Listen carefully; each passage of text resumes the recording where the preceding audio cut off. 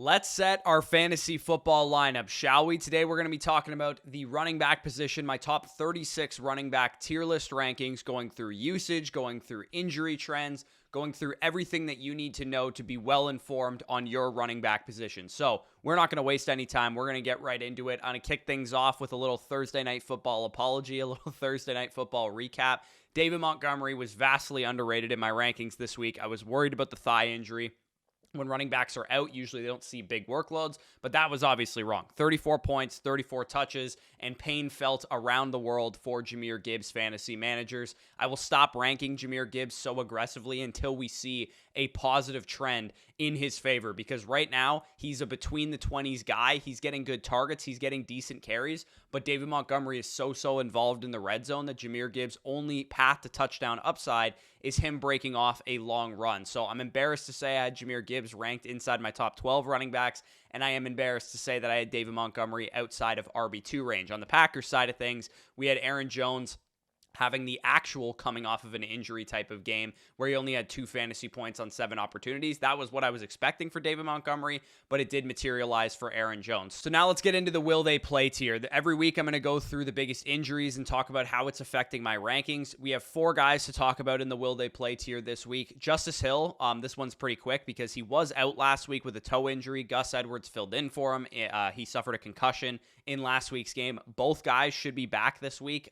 Justice Hill was a practice in a limited participation on Thursday, and then on Friday he was a full participation in practice. He'll probably go, as will Edwards, so those 2 guys should be back to the gross timeshare that the Baltimore Ravens was in week 2 once J.K. Dobbins suffered his torn Achilles. But there's 3 major actual concerns here at the running back position. Austin Eckler is the biggest one. I'm sure a lot of you guys drafted him in the first round. He appears to be missing his 3rd straight game, using the Chargers week 5 bye as a way to get healthy. So if you own Austin Eckler, this is the safe play. This is probably what you want from him. He's going to be out yet again, and I can't believe I'm saying that Josh Kelly is probably going to find his way inside of flex consideration in the tier list later on, but he is doubtful to play, and of course, knowing that the team has a week 5 bye, it makes sense. Hold him out one more week. He has another week on top of that of rest and of practice, and then he can get back on the field in week 6. Saquon Barkley is the second guy that we need to talk about in the will they play tier. He practiced in a limited capacity on Thursday and on Friday, but because he plays on Monday Night Football, Thursday and Friday practice is basically Wednesday and Thursday. So we still need to see the Saturday practice report as of today. Sounds like he might still be a week away, according to NFL Network's Ian Rappaport. So Matt Breida did find his way into this tier list on the assumption that Saquon Barkley will be out one more week, but it is possible, I suppose, that Saquon is back for this game. Although if I were him, I would probably hold myself out one more week. So Miles Sanders is the final guy in the will they play tier list here.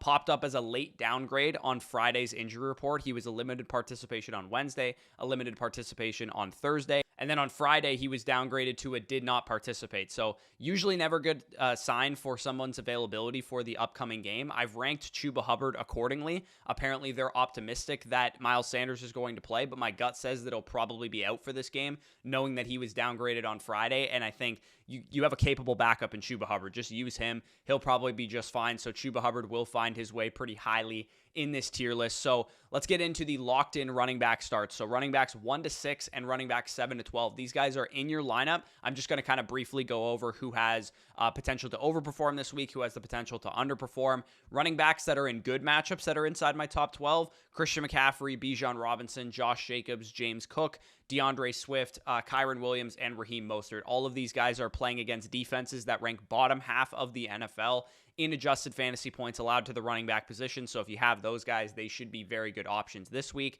Then we have elite running backs in high-scoring games, so guys that are also in high-scoring game environments. We have Zach Moss and Kyron Williams. That game has like a 46-point over-under. CMC and the 49ers lead the slate with 29 implied points, according to Vegas. So they're playing against the Cardinals. They're implied for a lot of points. CMC in a good spot. James Cook, DeAndre Swift, Raheem Mostert, Tony Pollard and Kenneth Walker's teams are also all implied for over 24 points on the slate right now. So all of those guys are definitely risk to overperform, and that's definitely a good thing if you guys have them. And then we have elite running backs in bad matchups. So if you guys have these guys, they might underperform this week, but I wouldn't panic because we can kind of see this coming. Tony Pollard going up against the Patriots, Travis Etienne going up against a surprisingly really stingy Falcons run defense so far this season. Kenneth Walker against the Giants, Zach Moss and Derrick Henry also have kind of bad matchups on paper as far as the defenses that they're going up against. And then usually I like to highlight a guy or two from this tier as well because, usage-wise, we have some things to report from these guys. My running back 8 in this tier is DeAndre Swift. The Eagles are implied for 26 points, and he has a really, decent matchup. The Commanders' front is on paper pretty good against the run, but they haven't been that good so far this season. And we did get to see what DeAndre Swift's split would look like with Kenneth Gainwell coming back to the lineup versus the Tampa Bay Buccaneers. But situationally, a lot of Gainwell's touches came after the Eagles were already winning. They were already, well in hand of winning that game against the Bucs, and a lot of Gainwell's touches and snaps came at the end of that game. Regardless, even if DeAndre Swift is just a 50 to 60 to 65% snap share guy, he's playing at such a high level. He's playing in such an elite offense with an elite offensive line that he's got RB1 upside rest of season, even if he just gets this workload that we saw from him in week 3. And of course, if he gets the workload we saw from him in week 2, maybe minus the 2-minute drill work because Gainwell should work in there, then we're talking about a legitimate top 8, top 5 running back upside potential guy. So if you have DeAndre Swift, definitely feel good about his chances right now of finishing well this season. Then we have my RB9, which is Kyren Williams. I'm so torn with Kyren Williams because at one point he has the most untouchable workload in the NFL, 97% and 100% of the snaps the last 2 games. But on the other hand, how long does this last? Because Kyren Williams is 200 pounds soaking wet. He runs in the 4.7s. He's averaging a 3.6 yards per carry right now. I don't personally think that the Rams are going to go the entire season giving this undersized, slow running back who's not very efficient a massive workload. So if you guys have Kyren Williams, definitely look to sell him for a more proven option like a Travis Etienne or a Tony Pollard or a Bijan Robinson or Josh Jacobs. Even if you have to add something to get to those guys, which you probably would have to, I'm totally willing to do that. Sell high on Kyren Williams on the back of this big workload because I don't know how long this is going to hold up. But for now, obviously, he's a top 10 running back in my rankings. My RB11 is Zach Moss, who's also getting a very, very good workload himself. Sneaky high scoring potential in this game. Like I said, 46-point over-under. Sharps are taking the over right now. Zach Moss, also a sell high candidate at this point in time, but I'm sure one of your league mates or the guy that has Zach Moss is well aware that once Jonathan Taylor comes back, if he does, next week, which is when he's first eligible to come off of the PUP list, then Zach Moss is probably not going to be very relevant. There's still a lot of talk of contract disputes, but apparently Jonathan Taylor is 100% healthy. Nonetheless, this is still an awesome workload for Zach Moss that he's getting right now.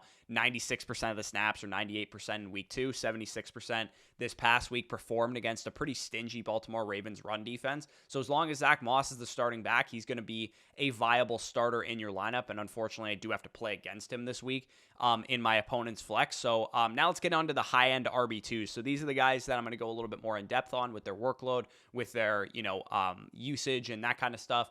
Joe Mixon is my RB13 right now. I keep hearing NFL analysts say that it looks like he's turned back the clock and it looks like he's the best running back he's been in the last 3 years. And while that's, I guess, technically true from an efficiency standpoint, he's still not very good. He's 34th out of 50 qualified running backs on PFF in grade. He's averaging 4.0 yards per carry. He's kind of a pedestrian running back at this point in time, but the Bengals passing game appears to be in for a bounce back spot because the Titans are horrible against the pass. The Bengals have a pretty easy schedule for the next couple weeks, and it could lend itself to goal line opportunities, which has pretty much been the draw for Joe Mixon since Joe Burrow has been there, is that he's going to get goal line opportunities and he's going to have the opportunity to score touchdowns. The Titans' run defense is 3rd in adjusted fantasy points allowed to the running back position, though, so they are one of the best defenses in the league against running backs, and I don't expect him to be very efficient in this game. It's just, he's got a good workload, he's in a good offense. Hypothetically, they're a good offense, and they should bounce back this week, and he has a chance to score a touchdown. So he's an RB13 for me this week. My RB14 is Javonte Williams, who is my start of the week at the running back position. Maybe I'm setting myself up for failure here, but I actually don't think that Denver has been half bad on offense this year. I think Russell Wilson's been decent. Sean Payton seems to improve the play calling here. Judy is now healthy. Sutton and Russ are both playing pretty well, and Marvin Mims is kind of emerging as a third receiver here. He's only forced 5 missed tackles, Javonte Williams, on 36 carries this year, and that was kind of Javonte Williams' bread and butter pre-ACL tear. He was one of the best, most elusive running backs in the league. He actually held the PFF college record for most missed tackles forced percentage-wise before Bijan Robinson came out of the draft this past year. Against a brutal Chicago Bears run defense, let's see Javonte Williams get back on track here. Let's see him get a better workload than he's got in the past couple weeks. It's now been 3 games of a ramp-up. The old Javonte Williams needs to show up from an efficiency standpoint. He's getting a decent amount of carries. He's getting some targets when he's on the field, but Samaje Perine's still kind of a thorn in his side right now. And I think once Javonte Williams starts playing up to the level that his talent is, then he should start to, work away from Samaje Perine, because right now they both kind of look like pedestrian running backs. And until Javonte looks better, he's probably not going to get that full workload. But I do think that could be this week against the Chicago Bears, hence why he is my start of the week. Running back 15 for me is Alexander Mattison. He has not played well this year. He ranks 45th out of 50 qualified running backs in PFF grade. He is averaging just 3.9 yards per carry. The good news is he's been better than Dalvin Cook, who ranks 46th out of 50 qualified running backs, averaging a middling 2.9 yards per carry. So technically it has been an upgrade for the Minnesota Vikings. Great matchup for the Vikings in this one. Good game script with them projected to win against a rookie quarterback in Bryce Young, who's kind of struggled so far. The Panthers are 29th in adjusted fantasy points allowed to the running back position per our matchup charts. So definitely a good spot for Alexander Mattison. He's a decent RB2 option this week, given the borderline elite workload that this guy is seeing. I mean, he's been over 70% of the snaps in every game so far. Even though he hasn't been like the greatest and he's fumbled a little bit, he's still getting everything under the sun for this Vikings backfield, and they can score points. We've seen that in every game so far. The Vikings have been able to put up points, and Madison has an opportunity to punch in touchdowns anytime he's on the field with that offense. So my running back 16 this week is Ramondre Stevenson, which is a brutal matchup against the Dallas Cowboys. They are best in the NFL right now in rush defense DVOA to opposing running backs. So it's probably not going to be smooth sailing for Ramondre Stevenson this week. Of course, I have him, which is, just classic that I need him to have a good week, and he probably won't. Ramondre Stevenson is getting the same elite workload that he got last year, but he has regressed so far as a player, so far in the first 3 games. He went from 5 yards per carry last year, which was one of the best in the league, to 2.9 yards per carry this year. In his rookie year and last year, he was a top 10 graded back according to PFF with over an 81 PFF grade. This year, he's down to a 66.1 offensive grade. I think he's still going to be a buy low after this week because he's gotten out to a slow start, but he's probably not going to have a great game in week 4 against the Dallas Cowboys. The workload is there. He just needs to play better. Hopefully, if you guys have Ramondre Stevenson, he can bounce back in this one. But the big plays, the chunk runs, the big receptions that we saw from him last year, the scoring opportunities, they just haven't been there for Ramondre Stevenson so far. But the workload is still the same guy that we saw a year ago. So running back 17 for me in my rankings is Devon Achane. Obviously, I don't expect Devon Achane to have the exact same performance that he had against the Broncos. Him and Mostert scoring 4 touchdowns each is probably never going to happen again. But the Bills do rank 30th in adjusted fantasy points allowed to the running back position, which is pretty wild considering how good they've been against the pass. They're a top 10 defense against the pass across the board, but they have been susceptible to the run. 54-point over-under game. This Bills and Dolphins game should have some fireworks, and Achane carved out nearly half the snaps in 22 opportunities in his first career game, basically. He barely played in week 2. And he was inactive in week 1. So I'm hoping that leads to the Dolphins featuring him more and realizing that they're not going to be able to pass with ease against this defense. They should rely on Raheem Mostert. They should rely on Devon Achane. Take a look at how they were using him as well. You guys can see how his runs were laid out. He's pretty much working a lot on outside zone, a lot on inside zone, getting featured as a receiving back as well, getting him in space, letting him be the one cut and go guy that we saw coming out of Texas A&M. This is how you're supposed to use a guy like Devon Achane, and the Dolphins are doing it at a very, very high level. So even if he only gets 13 to 18 opportunities a game, we're talking about a guy that legitimately has locked in RB2 potential, playing in one of the best offenses in the NFL with the explosive big play and receiving upside that he possesses. So he ranks inside my top 17. He is a top 20 to 24 running back for me rest of season. And I do think he's more of a hold than a sell high, in my opinion. Definitely see what you can get for him if you have Devon Achane because of the monster week. But if people don't really value him that highly, they think it's just a one-off performance, then definitely hold on to Devon Achane because he could be a very solid option going forward. Closing out this tier, we have Alvin Kamara, running back 18. No idea what to expect out of him. Of course, Alvin Kamara has not played yet this season because he was suspended the first 3 games of the year, dating back to that incident from the Pro Bowl. Bucks are a tough cookie to crack on the run defense side. We know that they're pretty stingy against the run. But Alvin Kamara can get it done through the air. And with Jamal Williams on IR, Kendre Miller not really looking that impressive in his debut start last week, and then Tony Jones being pedestrian, I think we're probably going to get a good workload out of Alvin Kamara right from the jump. He'll probably be a 60 to 70% snap share guy, and that's going to lead itself to being a mid RB2 week over week. Low-end RB2s, the next tier that we're going to get into here, we have James Conner, who has a great workload. He's played at a pretty high level so far. The Cardinals have been surprisingly competitive, going to the wire against the Commanders, Giants, and beating the Cowboys last week. In my opinion, they're bound to get blown out eventually, and San Francisco is the type of team that might actually, ring their bell this week. I would sell James Conner before that day comes. So I'm expecting, the Cardinals to probably get shellacked this week. And I think once that happens, the mirage of the Cardinals offense will probably be broken and we won't see them, be competitive week over week. I still think they're one of the worst teams in the NFL. Talent-wise, they're playing a little bit above their weight class right now. If you can sell James Conner for Breece Hall, Javonte Williams, hell, even a similar workload on a better team, like a guy like Alexander Mattison, or Ramondre Stevenson or Rashad White or somebody like that, I would probably sell James Conner for all of those players. I would probably sell him for Devon Achane, knowing the potential for, upside down the stretch with Devon Achane. It's a brutal matchup against San Francisco, but a workload like this where he's getting, 70, 80% of the snaps, that keeps him as a viable RB2. But I am not expecting a lot out of James Conner this week. So running back 20 in my rankings right now is Rashad White. And surprisingly, the Bucs played with a lead in their first 2 games against the Vikings and Bears. I think the one thing that people forget about Rashad White is that he's the only back on this team that's going to get used if they're playing from behind. We saw him get a 91% snap share on Monday Night Football against the Philadelphia Eagles, a game where they were playing from behind most of the time.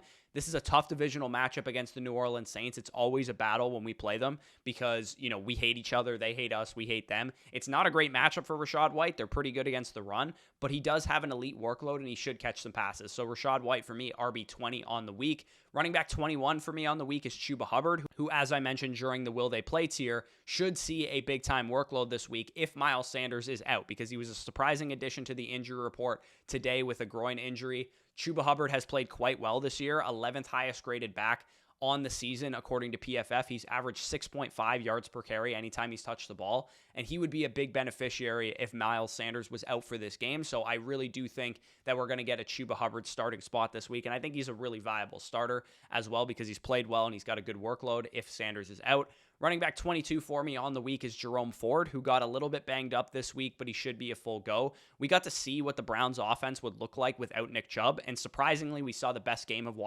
Browns career so far, which is really weird, knowing that it took Nick Chubb being out of the lineup for that to happen. The Ravens' run defense was once very good, but they actually got carved up by the Colts last week by Zach Moss. Ford is getting like an RB2 caliber workload, so he's definitely a solid play here. Running back 23 for me is Dameon Pierce. The Texans' offensive success has not spilled over to Dameon Pierce yet, which is really strange considering it was one of the only concerns that we had about Dameon Pierce entering the season. Like I talked about with Ramondre Stevenson, though, the reason Dameon Pierce hasn't been good this year is because Dameon Pierce hasn't been good this year. He's been a 2.5 yard per carry back, which is absolutely horrendous. He's forced just 6 missed tackles on 40 touches, which again was his bread and butter last year. He was very good at breaking tackles.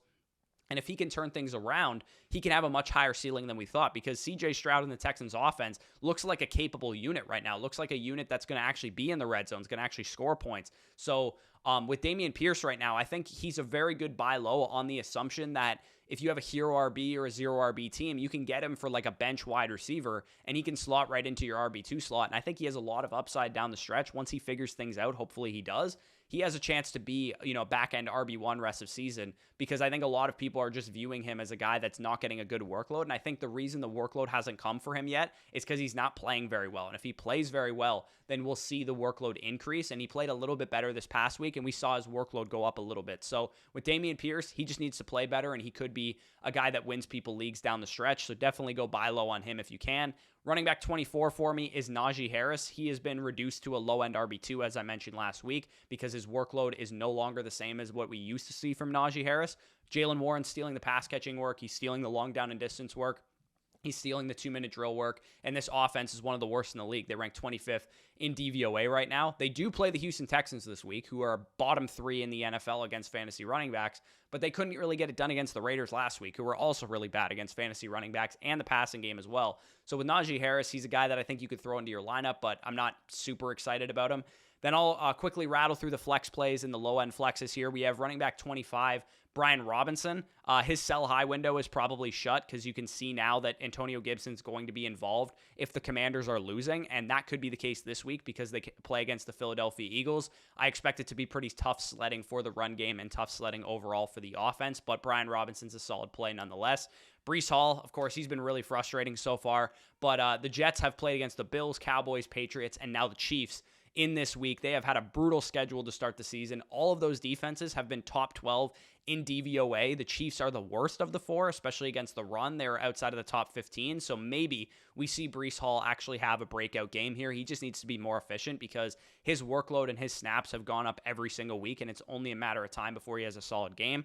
Running back 27 for me here is Isaiah Pacheco. Chiefs backfield is going to stay a 3-way timeshare the entire season. So if anybody is willing to buy high on Isaiah Pacheco, you should be willing to sell him. You should sell him straight up for a guy like Dameon Pierce or for a guy like Rachaad White if you can, because Isaiah Pacheco is the lead back technically, but he's more of like a 40 to 45% snap share guy. Clyde Edwards-Helaire is involved on the ground. Jerick McKinnon takes away everything through the air and sometimes in the red zone. So Isaiah Pacheco is probably going to be limited to some degree as like a high-end RB3 rest of season. It's a good potential game script for Pacheco, but it is a bad matchup against the Jets. They're pretty good against the run. Next, we get into Josh Kelly, who I can't believe I'm talking about again because I've suggested Josh Kelly as a good start the last 2 weeks, and he's been so bad when Austin Eckler has been out of the lineup. But again, he's getting great usage. He's like an over 70% snap share guy, and they have a top 10 matchup against the Raiders this week for the fantasy running back position. So I'm ready to get hurt again. I'm ready to throw Josh Kelly into my lineup as a low-end flex play. We're likely going to be without Austin Eckler, as I mentioned, in a high-scoring game environment. So Josh Kelly is viable. He just needs to get into the end zone because he's clearly not a very good running back. Next, we get into running back 29, Matt Breida. Similar play to Josh Kelly. You're playing him because Saquon Barkley is out, most likely on Monday Night Football. He did see 80% of the snaps on Thursday night last week against San Francisco. He didn't do much with it because it's San Francisco, but I guess the Seattle Seahawks should be a much easier matchup for him this week. And then closing out this area of the rankings here, we have running back 30, Roschon Johnson. We've seen a consistent snap and rush share increase out of Roschon Johnson every single week so far, and he's actually getting most of the long down and distance and 2-minute drill and pass catching work as well. Definitely could be the week this week. This week is the week that we could see Roschon Johnson finally have a good performance because the Broncos defense literally just allowed 8 rushing touchdowns and like 300 yards rushing to Devon Achane and Raheem Mostert. I know the Bears are a train wreck, but maybe this is the game that we finally see something from this offense. If we don't see something from this offense, it is probably hopeless, and I would probably give up on Justin Fields and drop him and that kind of thing. So 5 deep league flex plays, and then we'll get out of here. Maybe you guys have some injuries this week that you need to recover from. My RB31, Jalen Warren, good matchup, like I said. RB32, Khalil Herbert, same rationale as Roschon Johnson. Right now, it's like a 50-50 split in that backfield. Running back 33 is Tyler Algier. Workload is decreasing for him, but Arthur Smith loves to run the ball, and he has been uncharacteristically pass-heavy the last 2 games, so maybe they get back to running the ball a little bit more. Running back 34 for me is Gus Edwards. Like I said, he and Justice Hill are both in this range. Brutal matchup against the Cleveland Browns, but volume and touchdown opportunity carries him to a top 36 play. And then running back 35, closing out this video, we have Tajay Spears, who's actually outsnapped Derrick Henry in 2 of the last 3 games. When the Titans are losing, we see a lot of Tajay Spears, and I think this is a big bounce-back spot for the Cincinnati Bengals and Joe Burrow, who was not on the injury report this week. So it's possible we see another big Tajay Spears game if the Bengals get ahead early. So that is the end of the video. Hopefully, I helped you guys set your running back positions in your lineup. I hope you set your flex positions in your lineup. If I did help you out, least you could do is go down below, leave a like on the video, subscribe to the channel if this is the first time you're checking us out. About 70-75% of you guys that watch these videos are not subscribed. If you guys want access to my weekly rankings, my rest of season rankings, dynasty rankings, going through a big time update today, definitely check out the site, flockfantasy.com. Use the promo code FSE for 30% off. Get 6 months for free if you sign up annually. And if you sign up annually, you'll also get a free Zoom consultation with myself or with Danny if you guys want to, use that. And then also make sure to check out our sponsor. Underdog Fantasy is running a special promotion right now For a limited time, only new depositors get a 100% match back using the promo code FSE up to $500. So if you guys wanted to really get involved in some pick'ems, really get into some best ball resurrection, which is a new contest that they're offering right now, best ball drafts with now some added information that we have from the regular season, definitely check that out. Link will be down below in the pinned comment. Link will be down below in the description. But with that being said, peace out, and we'll talk to you soon.